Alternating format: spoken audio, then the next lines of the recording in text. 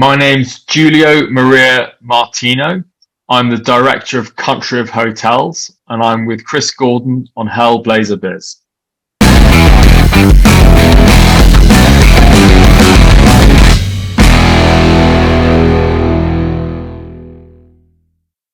Hey everyone, I have the honour and the privilege of Julio Maria Martino, director of stage and screen.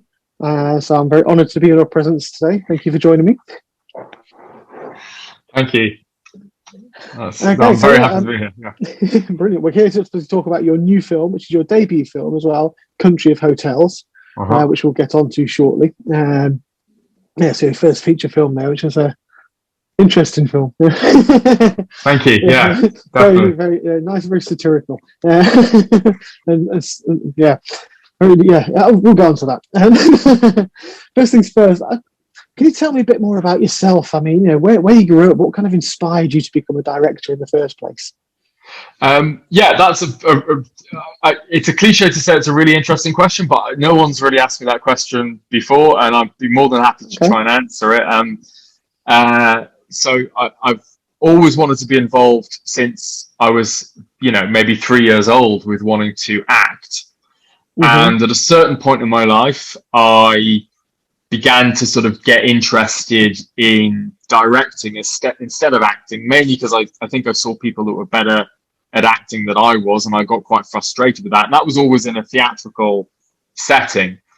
But parallel to that, I came from a family that watched a lot of films, and I think my father principally and my uncle who lived with us were relentlessly watching films. My father was of that generation that would go to the cinema to sleep in the cinema, because he was Italian, and he'd go in the afternoon and he'd sleep for part of the film, wake up for part of the film, sleep. And it was a situation where the film would just show continuously throughout the day.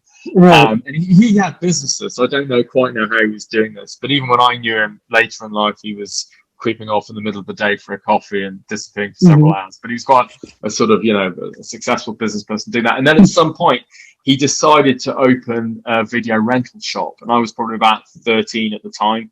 And this was at the towards the end of the VHS heyday. So, towards the late 80s to the late 90s was when he had a couple of VHS rental shops. And at that point, we were watching films continuously, time-coded copies to decide whether they were going to be suitable for the video rental shop. And in those days, you'd pay £60 for a copy of, Turner and Hooch or whatever it was that was a big hit. I seem to remember actually, now that I'm talking about this, the most popular film in his era of video rental was Richard Pryor, Gene Wilder, See No Evil, Hear No Evil. That was that's a classic. I love that film.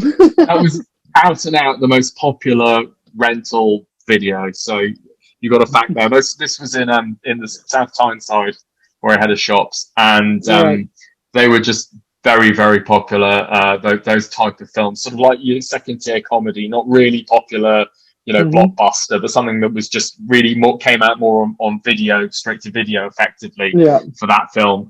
We just went out and stayed out. And it was a fraught time, as I say, because like the tapes cost a hell of a lot of money, but it was good business for a while until Blockbuster and the advent of DVD really kind of just made it impossible to carry on doing that as an economically viable business. And he was moving into higher purchase of TVs and all stuff. But during that period, I just was, watching don't know how many films a day continuously. I ended up directing for theatre mainly, but I sort of secretly harbored a wish to sort of be involved in films. And I was sort of, I was not the kind of person that would ever apply to film school or go to film school, and nor was I the kind of person that would sort of pick up a camera and film myself, because I'm not a very practical person. I don't have a steady hand in the way that some people that shoot, I need a cinematographer to hold the camera. My hand is just useless. It shakes all over the place. I'm a very... Sorry, now because you mentioned Gene Wilder, and I think now I've got Blazing Saddles in my mind. Look at that hand, steady as a rock. That's the one I shoot with. That's the one I shoot with. But even without the whole alcohol, that's what I'm like. I'm not a physically precise person. And I'm not going to be the person holding the camera ever, really. And so, I carried on doing theatre, but secretly I harbored a desire to direct films. And I was working, Mm-hmm. I saw a play in Edinburgh Festival about 1996 when I was a student in Manchester, called Trance. And that play, which was sort of tangentially about the Charles Manson murders. And that was Mm-hmm. kind of the area that vaguely, the kind of art and stuff that I'm sort of interested in. Um, really blew me away, and I found it very disturbing play, and it was really something that creeped me out, which was I thought was very unusual for a play, because plays are generally more intellectual than the majority of cinema. It's more of Mm-hmm. a sort of an intellectual's pursuit. Let's face it. Not always, but just if you sort of balance it out, that theatre's sort of moved to the intellectual area, and film covers a wider base, at least for the time being. Um, and you can do genre in film in a way that you tend not to do it in theatre quite so much, I find. But this play really creeped me out. It was really made me feel very uneasy. And I didn't really look into the play that much. It won a Fringe First Award, which was quite prestigious. And Mm-hmm. about 4 years later, I was sort of finishing my degree, and I thought, this play, I'm still thinking about this play. That's weird, and it's the early days of internet cafe, easy internet cafe, wherever I went. I started searching for the author, and I finally found him, called David Hepshine, and I wrote to him. And he sent me that play and a few others, and we began corresponding, and I started directing some of his plays eventually, both in the UK and in Chicago, where he was from. And Mm-hmm. after a certain amount of time, I began saying, we should make a film. And I really want to make a film. And I've got friends who make films, some of whom are sort of relatively successful sort of in the film industry, sort of editors and actors and stuff. And I was saying, I really think we could do this. And he wasn't persuaded at first, but then eventually we began talking about it more seriously.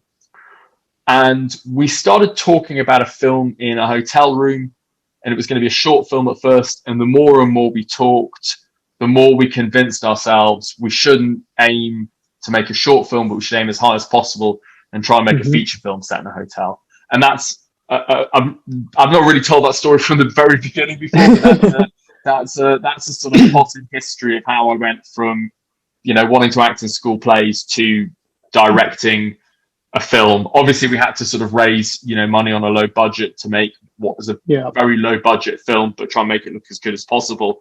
But Mm-hmm. having done a lot of plays and stuff, I was able to sort of at least, although I think there's a big difference between directing plays and directing films, and I'm happy to talk about that as well. I had some of the luggage already, in my hands, which I Mm-hmm. needed to to end up directing a film. It wasn't like going from, I've got no contact with the art world, I'm going to direct Yeah. a film. The ladder for theatre sort of, to a certain extent, parallel. So I was able to sort of see, some of the things I needed to do and needed to have in Mm-hmm. my suitcases in order to make the film.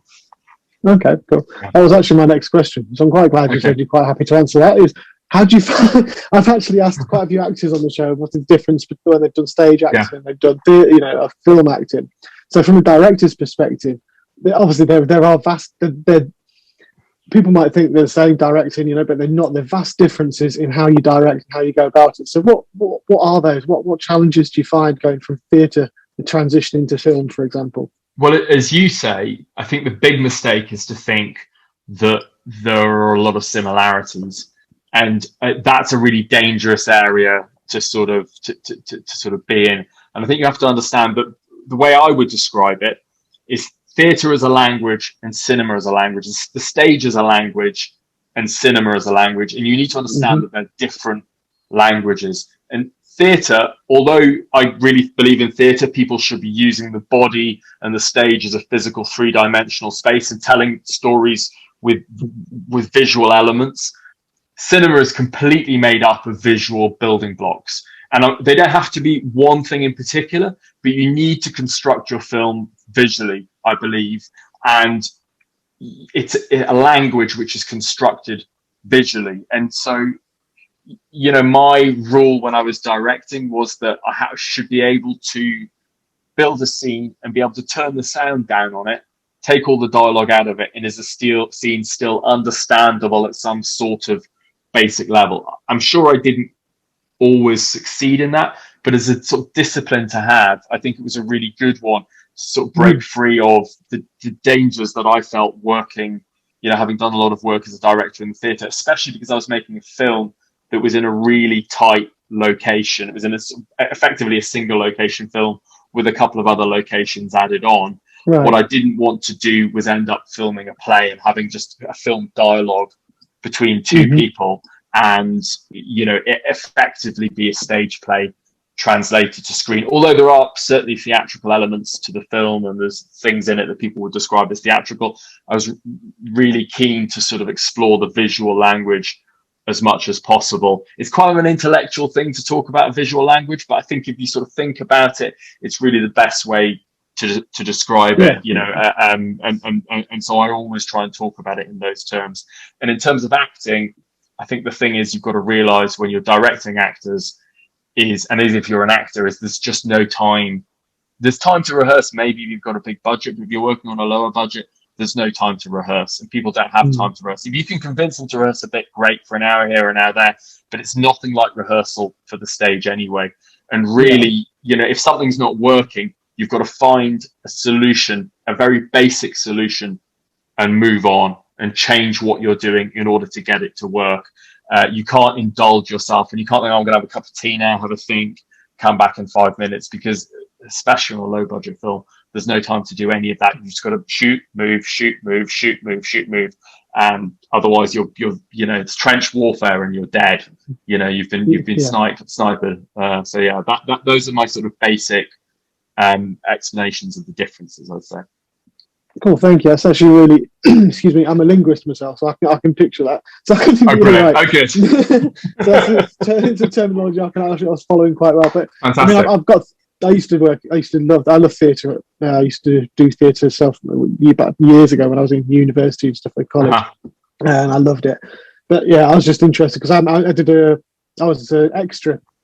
An extra with lines a couple of years back, and I found it fascinating because I was there for 12 hours. And I think my scene's about 2 minutes long, 3 minutes long. That's quite big extra work. I mean, you know, you've got lines and your scene's several minutes long. Yeah. I've not seen the film yet, though. I still got to chase them for that. But yeah, my interest, as I say, I was actually fascinated because having done theatre and I've seen theatre, I did GCSE, so I kind of from a GCSE level, very basic level. You know, just directed the basic play. Yeah. But seeing that and how much work goes into theatre, and then I spent the entire day because they were all saying, "You sure you're not bored?" And I was just sat there with a big grin on my face, going, "No, I'm great." I was watching the director, I was watching the producer running around, I was watching the cinematographer trying to catch the last light because it was a low budget film. So I know exactly where you mean, because you have, especially with lighting and stuff, it depends on the location. But yeah, you really can't afford to take that time. You've got a paid location. There are all sorts of factors, budget, which are going to trip you up if you take too long. Yeah, definitely. So yeah, no, I was just fascinated by it. Also, listening to that, how you mentioned there, it's really interesting to hear from your point of view from that. So yeah. I mean, going back before we move on to the film as well, I do see one of your theatre credits though. One of them was directing a certain Mr. Benedict Cumberbatch. Yeah. Well, what was it like working with him? Well,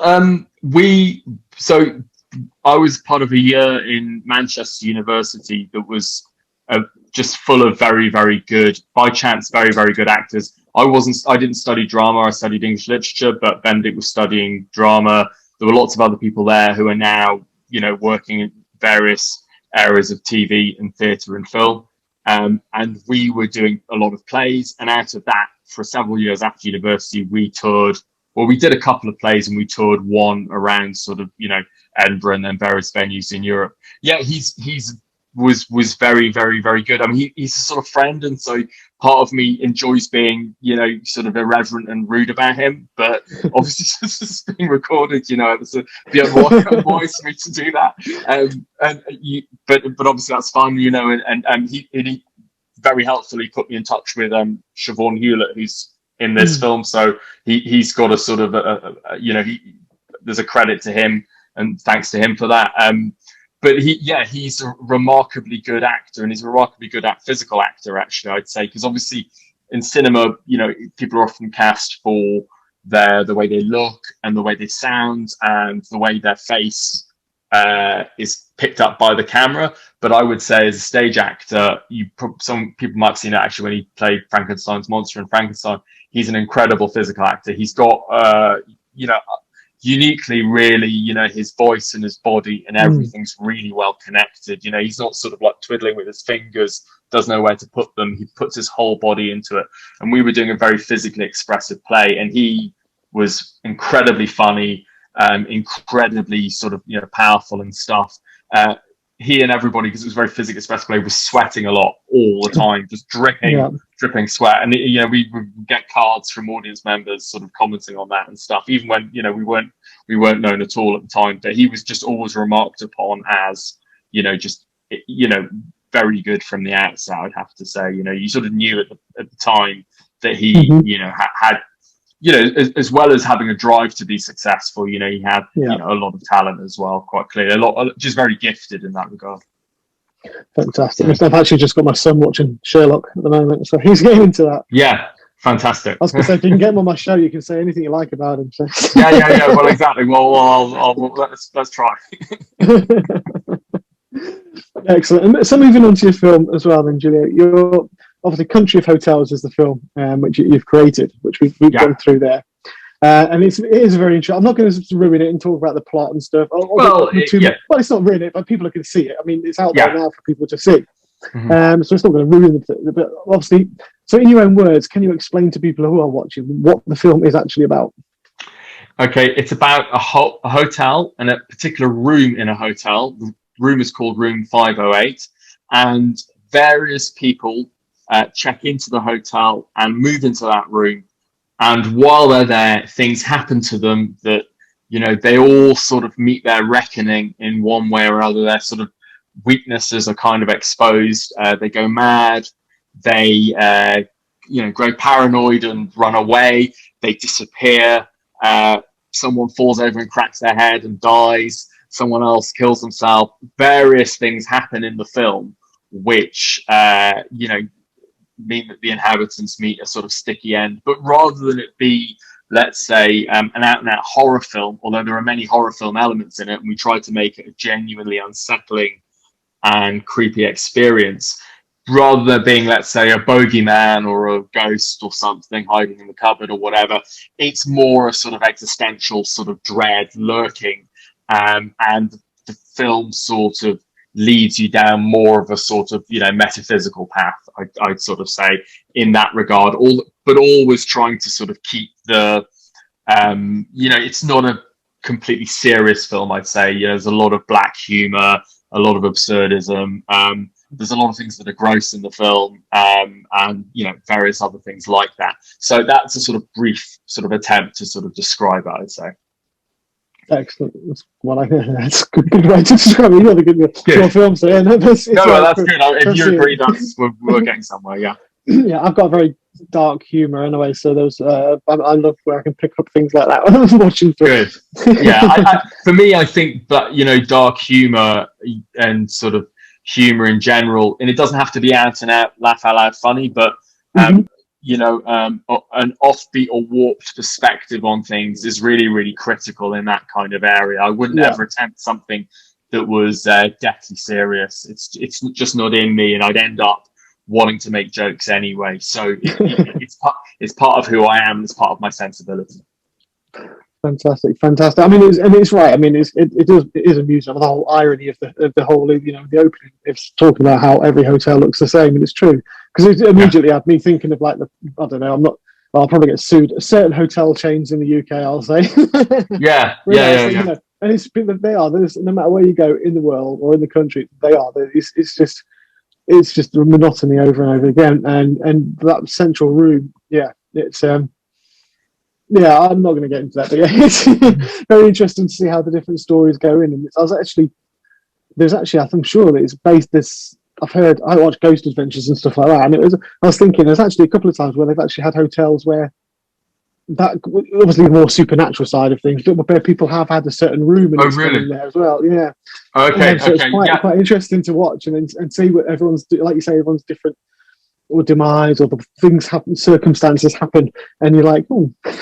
Yeah, well, in a way, it doesn't sort of surprise me in a way, because we were trying to create something that had, like, although it's got a very sort of daily life quotidian type of feel at one level, behind that there is a sort of like we wanted to try and put a sort of mythic element, or that this has been the way for, this hotel's been here for God knows how long. Even if it's people have got mobile phones and laptops, there's Mm-hmm. something about the film that feels kind of timeless, as if these people have been trapped there for maybe longer than it seems, and the hotel staff have been there for God knows how long. Yeah. And these are sort of these kind of things have recurred in other ways, sort of is nice to hear, and in a way doesn't surprise me if they've appeared elsewhere as kind of stories.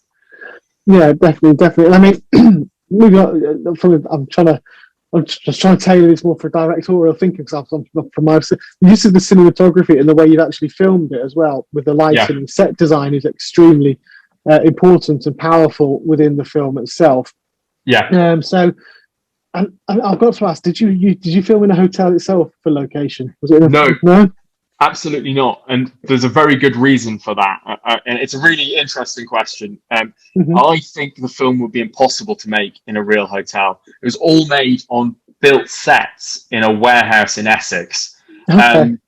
Parenthetically, it's actually a working warehouse, so people were actually working because we didn't have much of a budget. So we found the only place we could find close to London, where all the crew and cast come from, was actually a Mm-hmm. warehouse in Essex that some people were like packing trainers and t-shirts into boxes. And the guy that Right. rented this 2,000 square foot platform in probably like a 20,000 square foot warehouse said, well, look, I'll give you this horn, and every time you want to film, you just blast the horn, and my workers, there's like 10 people, would stop packing boxes, and we would film, and then we'd finish the shot, we'd press the horn again, and then they'd start again. And this seemed completely absurd at the time. It's absolute madness, but it worked, and we all got on very well. We got on like a house on fire. But the reason for filming in on built sets, really, and why I was so insistent, the production manager, the producer, all of us kind of knew really, once we spent time thinking about it, is if you've got one room in particular that you're concentrating on, if you find a real hotel, you can't move the walls at all. The walls are there. Yeah. And so the camera's always got to sit. And this, if anyone's contemplating making a film, you tend to sort of think, I'd like to use real locations, and we could find somewhere really spooky. And it seems like an attractive thing to do. And in some cases it might be, if you're making a film in a disused car park or something, or an urban thriller or whatever, it may be a good idea.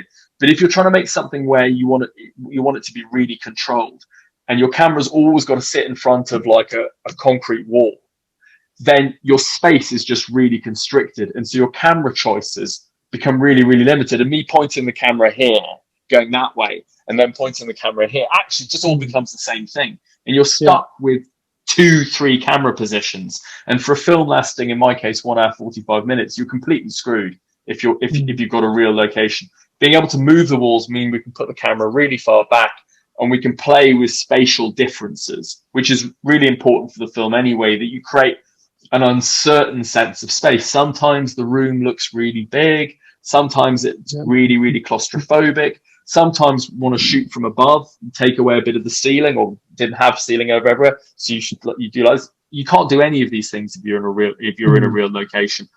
And so what we did is we found this warehouse space, and we hired a lot of sets, and we dressed and built sets for all of it, built a corridor, and then took that all apart for the last few days of the shoot and built a lobby. And for the sections with the cam girl Louisa, we built her room, just moving bits of sets around, and this production guy, his own team, painting them and dressing them and doing like that.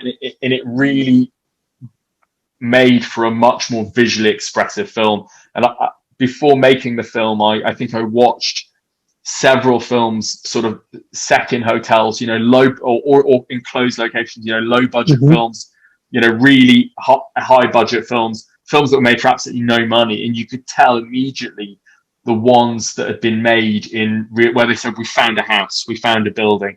And you could tell immediately that they were really cramped productions I'll just finish by one anecdote about this. Is a really quite a good film of Harold Pinter's The Caretaker with Alan Bates, Robert Shaw, and Donald Pleasance. And I think it's Clive Donner's the director, but the cinematographer is Nicholas Roeg.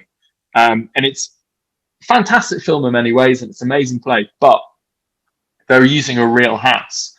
And there's something really over-constricted about the whole experience. Because it's the 60s and because they're such good actors and it's such an interesting play, it kind of works anyway. But I was watching that, and it gives you a headache in the wrong way, that kind of setup, because the audience almost like unconsciously, I think, know that they're in a real, like, they may not conceptualize it concretely, but they kind of know you're in a real location, and suddenly the camera's here and it's right up against the actor when you want it to be further away, and it creates a very different experience. So actually, we didn't find a real hotel, but only after me saying a few times, why can't we use a real hotel, and people sort of patiently explaining that to me. But we got there. Excellent. You're right, and it does. It makes great use, like you say, to be able to have that ability, because throughout the film you are sitting there and you're wondering, just in the back of your mind, you do think, hang on a minute, the room wasn't that big a minute ago. Because and it was like, it's like a TARDIS. It's like, it's like a pulsating TARDIS. It can get pulsating TARDIS is brilliant. That's why I kind of mentioned the cinematography, because you've obviously managed to get that just right. So I was wondering, interested to see how you managed to film that, because to get them to look so different. But that makes sense now. Particularly the walls and and shoot. You can take just a section of the wall away and shoot through it. So you can sort of do all sorts, really, and it really does make a difference. And if you scan back through the film, now you'd be able to see just sort of technically, they must have done that for that bit and that bit.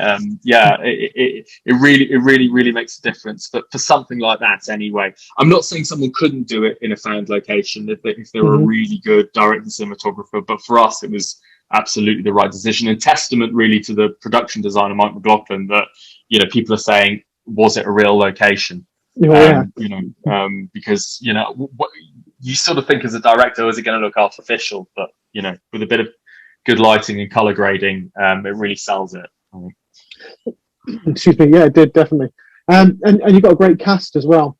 And so how did you go about casting? Is that something you had? You've already mentioned about Siobhan there and getting steered in her direction. But Matthew Leitch, his name rang a bell because I'm a huge Band of Brothers fan. So when I saw his name came through, I was like, oh, right, great, okay. Oh, fantastic. Good. I'll let him know that. He'd be really happy. So the way I cast it was, I think in a lot of the supporting roles, I knew a lot of actors, and I immediately started casting friends that I could trust, especially as we did a lot of in the film, there's a hotel TV, which shows sort of rapid cycling TV programs of all sorts of things. And I really sort of filled that with friends that I knew who could do those roles, because it was the first few days of shooting. And I'm a bit crafty sometimes. And I thought, you know what? I'm going to walk onto a film set with a load of people that have done this before. And I'm not done this before. And I also got a cinematographer that was really good, but he'd never done a feature before. He's a friend of mine, and he'd done a lot of like cinema work, but he was Italian. So I speak Italian, not fluently, but well enough. We were speaking in Italian, but we were under a lot of pressure to prove ourselves at the beginning. And I thought, well, if I've got friends who know me for the first 2-3 days of shooting, when we're doing all the TV stuff and the external stuff, I'll be able to sort of, just joke a bit with them and laugh with them.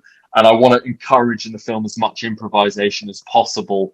Not sort of just crazy stuff within the rules of the film and within the dialogue of the film. I want to push it as far as I can go and use, third and fourth takes to come up with unusual stuff, which we can, see what we can do with the film.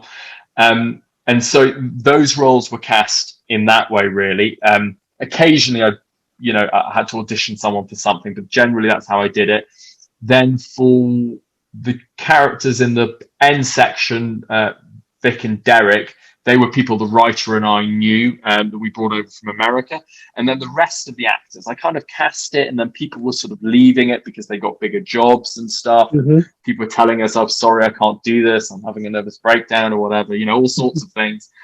And the executive producer Emily Corcoran just said, well, I know lots of actors, and put me in touch with various people, and between ourselves, really, we, you know, auditioned people and came up with it. And I think Emily provided me with, who's made a lot of independent features and sort of like low to medium budget features herself, as, you know, producer and writer and actor. And she helped me find Matt and Adam, who plays Paulie, and Ben, who plays Sammy, as well as a couple of other people. And that really put the cast together, and then auditions through Spotlight. But it was a sort of mixture of all three, where I used people that I knew, and also just people that were sort of like put in front of me, either through auditions, people sending in tapes and stuff. But the important thing is, I would say, is that just sort of not, basically, is to work with people that you get a sense that you're going to be simpatico with, and that you're going to really, they're going to understand, I think, the places they've got to go to psychologically, and also the humor of the piece. Like, if you've got people with a good sense of humor, that have a sense of the absurd and can be a bit silly about stuff, with me, it certainly helps. You know, if you can, you know, if someone understands those things, if they've got a sophisticated sense of humor, it generally means they can understand what you're going for, and that really helps, I think, with everybody in the cast.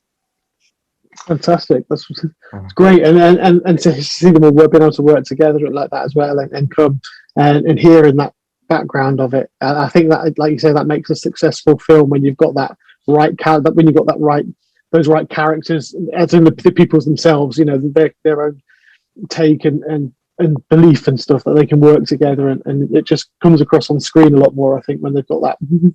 Good. Yeah. I mean, you know, I think I was sort of quite eclectic in my choices. For example, the maid was someone I knew from working in theatre in Milan, in Italy. And I was thinking, we need someone really good for this part, who's very soulful, who's got a face that can really emote. And I think she'd acted in one short film before, but she'd done an awful lot of theatre work. And I just thought, no, let's try and get Sabrina over to do this. It'll cost more for the EasyJet flights, but it'll be worth it. You know, it'll be worth it, rather than someone that would just play it as a sort of no offense, but as a Little Britain stereotype or something like that, which could have easily happened. You know, it's sort of understanding how deep you can go with things in the direction. You think, no, I know this actor, I can maybe go with them. But I would always encourage, something I try and do is try and make a few safe choices and try and make a few risky choices. You know, that the actor playing Vic in the film, who's like the pimp that comes in towards the end, sort of very malevolent, crazy character, he is a really good stage actor, but has never acted on screen before.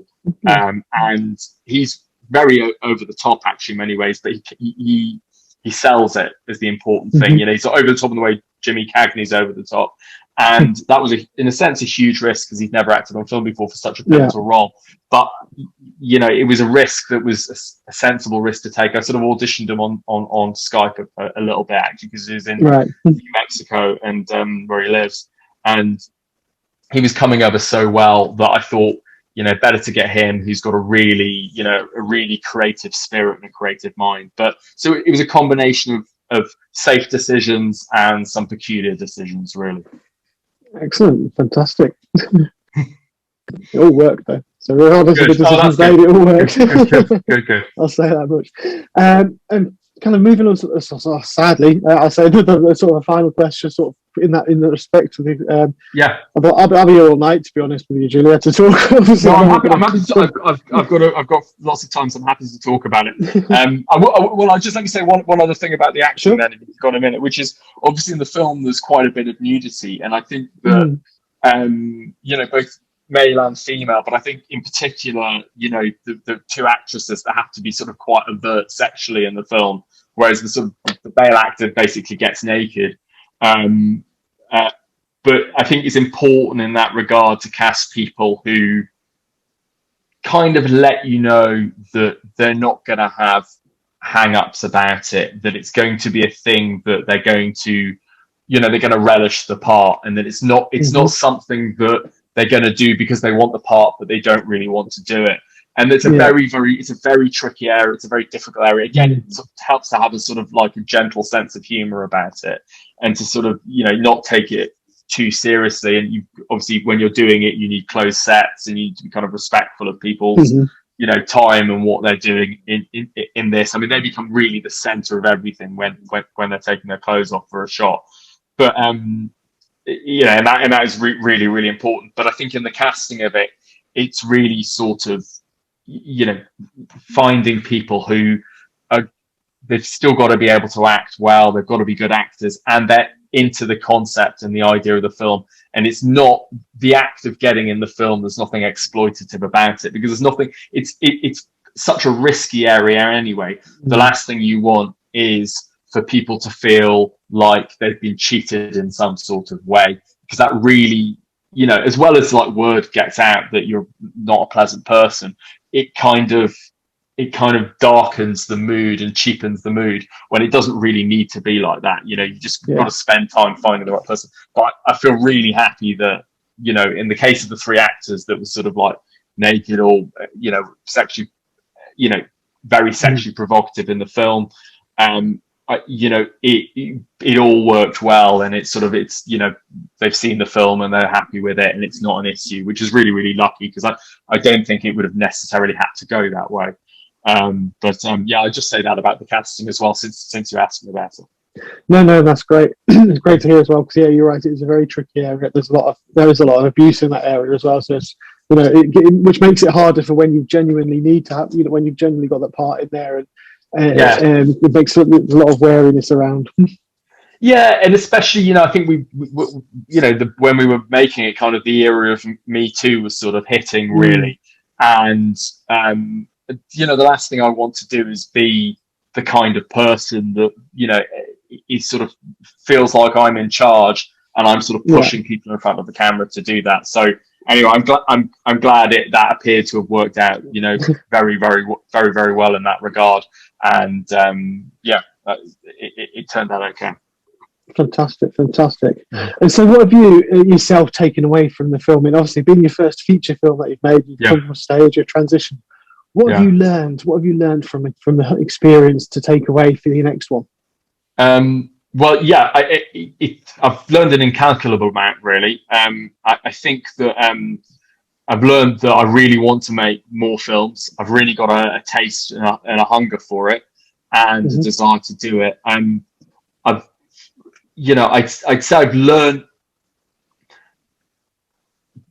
I've learned since making a film to watch films more carefully and to sort of think more carefully about the craft. I think when I made it, we did an awful lot of preparation, but it was the kind of preparation of someone who's got no idea what they're about to embark on, really. And suddenly you're sort of plunged in an ice cold bath of water and you're floundering around, screaming. Even if you're like trying to act calm and professional, you're like, what do you mean I can only have the zoom lens for an hour? It's something that you've got to take it back.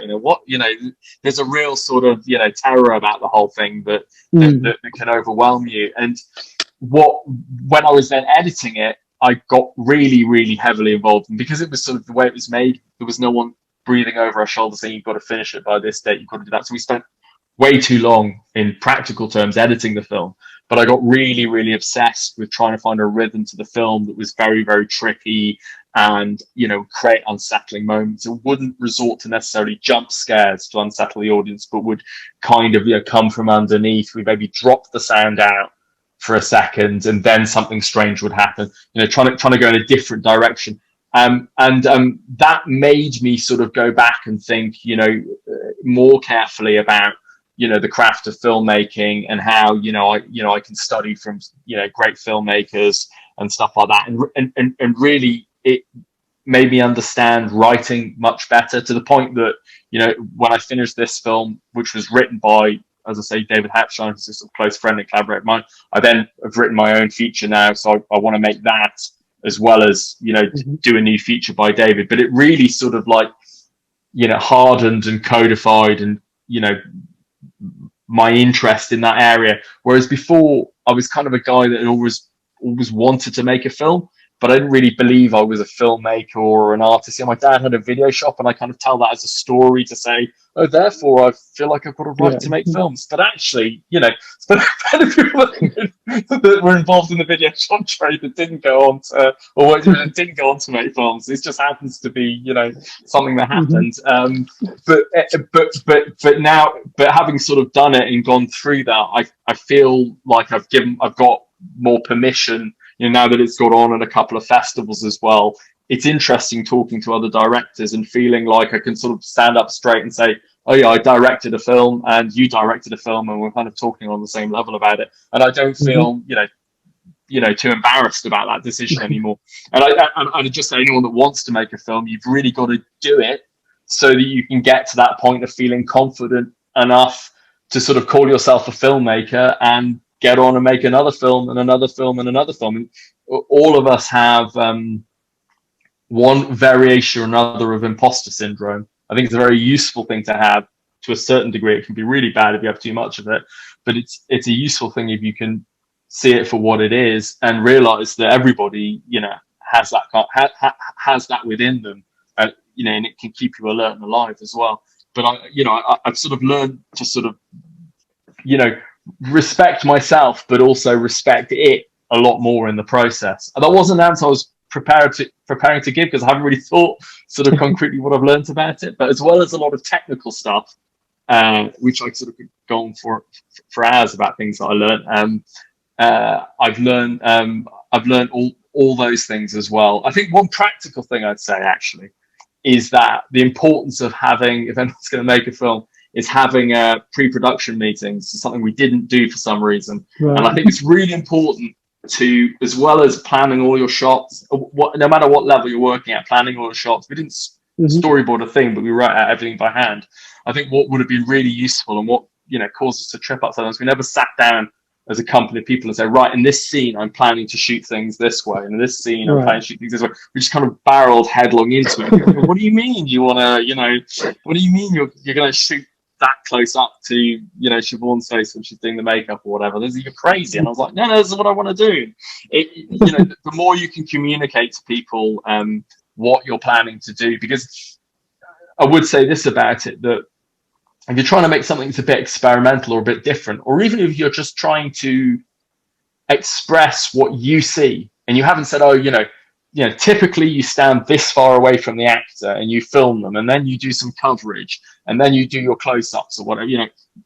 There are standard ways of doing things, and the more standard you get, the more you end up looking like sort of studio TV, as it were. If you're going to do it in a really sort of strictly by the book style.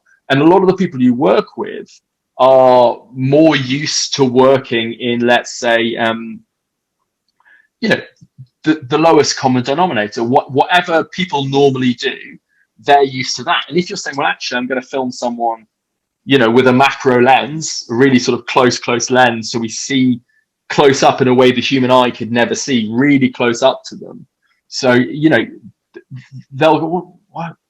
I didn't plan for that. Your makeup didn't plan for that, whatever, or set dressing didn't plan for that. Why didn't you tell me? But the more that you can sort of you want to sort of just express your vision, the more you tell people in advance that this is how I think it will look, the more then they can provide for you the setting to make that happen. And the more that you can have the discussion or argument in the pre-planning stage, the better, rather than on set having a big debate about what the right thing to do is, and then you've got to sort of say, well, we're just doing it my way. And sometimes your way is actually a terrible way.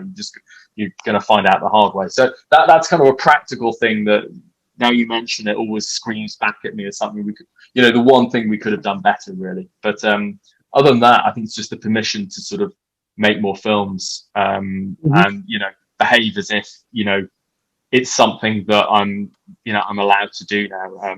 It's something that I feel like I've learned. Yeah, thank you. Fantastic. Yeah, fantastic. That's a fascinating answer as well. It's great. Good. Well, I do think. Sorry, I'll interrupt you again, but I do think giving yourself permission to do things, whether it be it writing or poetry, whatever it is, putting on a play and stuff. Before I wrote this screenplay that I did, I just as I was doing it, I thought, you know what, you never gave yourself, you never allowed yourself to think, allowed yourself to think of yourself as a writer, and that's the problem. Mm-hmm. Not that you can't do it, but that actually you've been too timid with who you are, and other people have just sat down and done it without a second thought about it. And you need to sort of make that step forward. So I think it is a really important thing that people tend not to talk about. Anyway. That's a great piece of advice. Well, before I stop recording, it's available now to watch, isn't it? So where can people watch it? I'm afraid it was available to watch at the Manchester Film Festival, and that's now over, sadly. It was a great experience having it on, and it will, however, we're going to be hopefully appearing at a few more festivals, and then I think come, let's say, October, Halloween time, we're speaking to a few distributors who want to market it starting at around that time, and then it will definitely be on major streaming platforms, probably Amazon Prime and the various other ones that sort of, it tends to sort of go on like that, as well as we're hoping for some sort of physical media release, because I'm a big fan of, having come from the VHS era, I'm a big fan of retaining physical media if at all possible. So it will be, but you have to wait a few months until we sort of played out the festival circuit, which is a bit uncertain at the moment. But we'll see what happens with a few things there. But it was on a US festival on video on demand over Christmas, and then Manchester this weekend, and then hopefully we'll be on in a few more places. So just wait a couple of months and then go out and watch it. Yeah, brilliant. Fantastic. Thank you.